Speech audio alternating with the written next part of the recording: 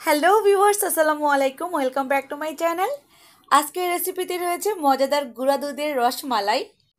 এত মজার একটা গুঁড়া দুধের রসমালাই আমরা কিন্তু বাসায় নিজেরাই তৈরি করে ফেলতে পারি। যখন আমাদের বাচ্চারা খেতে চাইবে বা হঠাৎ করে কোনো অতিথি চলে আসবে বাসায়, ঝটপট কিভাবে নিজেরা বাসায় তৈরি করে ফেলতে পারি একটা মিষ্টির ডেজার্ট, সেই রেসিপিটাই করে দেখাবো আজকে। চলুন তাহলে দেখে নিই ঝটপট রসমালাই রেসিপি। রসমালাই বানানোর জন্য আমি এখানে 1.5 কাপ পরিমাণ গুঁড়া দুধ নিয়েছি। আমি এখানে নিডু গুঁড়া দুধ নিয়েছি, আপনারা চাইলে যে কোনো ব্র্যান্ডের গুঁড়া দুধ নিতে পারেন। 1.5 কাপ পরিমাণ নিয়েছি আমি, চাইলে আপনারা বেশি কম নিতে পারেন। 1.5 কাপ গুঁড়া দুধের জন্য আমি এখানে হাফ চা চামচ পরিমাণ বেকিং পাউডার দিয়ে দিলাম, আর দিয়ে দিব 1 টেবিল চামচ পরিমাণ ঘি। বেকিং পাউডার আর ঘি এই দুইটা উপকরণ দিয়ে বেশ ভালো করে গুঁড়া দুধ হাত দিয়ে মিক্সড করে নিব। এভাবে ডলে ডলে করে নিব যাতে করে ঘি আর বেকিং পাউডারটা বেশ ভালো করে মিশে যায় দুধের সঙ্গে। মিশানো হয়ে গেলে এর মধ্যে আমি একটা ডিম দিব। ডিম আমি ভেঙে রেখেছি, একটু ফিটিয়ে নিচ্ছি। আমি এই ডিমের মিশ্রণটা দিয়ে ডোটা তৈরি করব। আপনারা যদি ডিম দিতে না চান তাহলে কিন্তু দুধ জাল করে ঠান্ডা দুধ দিয়েও ডোটা তৈরি করে নিতে পারেন, তবে ডিমটা দিলেই বেশি ভালো হয় রসমালাই বা যে কোনো মিষ্টির মধ্যে। তো আমি এই ডিমের মিশ্রণটা দিয়ে ডোটা তৈরি করে নিচ্ছি।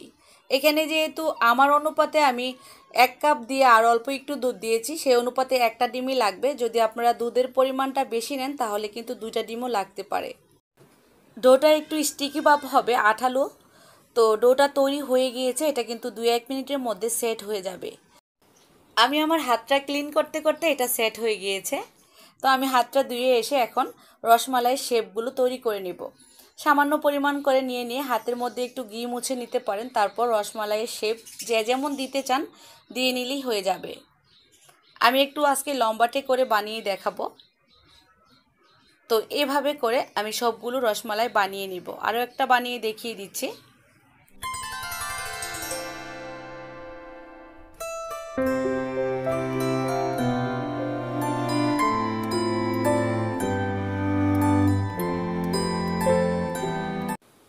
এখানে 1.5 কাপ পরিমাণ দুধের কিন্তু অনেকগুলো রসমালাই হবে।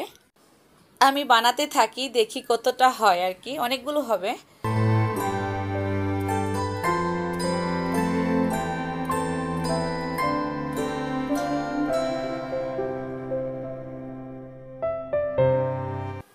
আমার সবগুলো রসমালাইয়ের শেপ বানানো হয়ে গিয়েছে, অনেকগুলো হয়েছে। এগুলো আসলে ফুলে দ্বিগুণ হয়ে যাবে। তবে আমরা যখন বাসায় নিজেরাই বানিয়ে ফেলবো, স্বাস্থ্যসম্মত আকারে কিন্তু জিনিসগুলা খাওয়া যাবে। তো এখন চলে যাব চুলোতে। সবগুলো রসমালাইয়ের শেপ বানানো হয়ে গিয়েছে। আমি এখানে 1 লিটারের মতো দুধ জাল করতে বসিয়ে দিয়েছি। 2-1টা বলক উঠেছে। দুধটা কিন্তু পুরোপুরি ঘন করে নেওয়া যাবে না, 2-1টা বলক আসলেই রসমালাইয়ের শেপগুলো দিয়ে দিতে হবে। আর যদি দুধটা প্রথমেই ঘন করে ফেলা হয় তাহলে কিন্তু রসমালাইগুলো ফুলবে না বা ভিতরে কাঁচা থেকে যাবে। আমি এখানে 2 টেবিল চামচের চেয়েও একটু বেশি চিনি দিয়ে নিলাম। মিষ্টিটা আসলে নিজের উপর ডিপেন্ড করবে আপনি কতটা পরিমাণ মিষ্টি দিতে চাচ্ছেন। তো রসমালাই কিন্তু আমরা যখন বাইরে থেকে কিনে আনি মিষ্টির জন্য খাওয়াই যায় না, যারা মিষ্টি পছন্দ না করেন। তো এখানে যখন নিজেরা বানাবো তখন কিন্তু মিষ্টিটা নিজের ইচ্ছে মতো দিয়ে নিতে পারেন, আর নিজের ইচ্ছে মতো মালাইটা তৈরি করতে পারেন। কেউ পাতলা রাখতে পারেন বা কেউ ঘন রাখতে পারেন। আর আমি যখন নিজের হাতে তৈরি করি তখন কিন্তু মালাইটা অত ঘন করে নেই না। ঘন মালাইটা আসলে স্বাস্থ্যের জন্য তেমন ভালো না, নিজের ইচ্ছে মতো করে নেই। তো আমি যেভাবে করছি ঠিক সেভাবে আপনাদেরকে করে দেখাবো। 5 মিনিটের জন্য ঢাকনাটা দিয়ে মিডিয়াম টু হাই ফ্লেমেই জাল করব। 5 মিনিট পর ঢাকনাটা খুলে একটু পাতিলটাতে ধরে আমি ঘুরিয়ে দেব। এগুলো কিন্তু নিজের ইচ্ছে মতো ঘুরতে আছে, দেখতেই পাচ্ছেন। ইচ্ছে মতোই ঘুরে ঘুরে হতে থাকবে। তারপরও আমি একটু এভাবে পাতিলের হাতলটাই ধরে একটু নেড়ে চেড়ে দিচ্ছি। হালকা হালকা করে নাড়লেই কিন্তু সবগুলোতে এই দুধের যে একটা ভাব ঢুকতে থাকবে।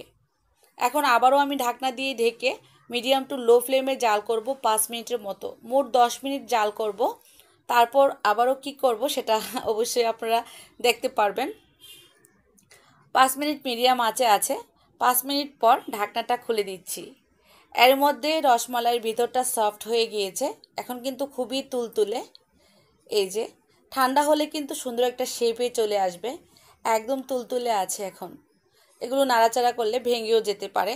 তো আমি একটু একটা উঠিয়ে দেখিয়ে দিলাম। এখন এখান থেকে সামান্য পরিমাণ দুধ নিচ্ছি আমি।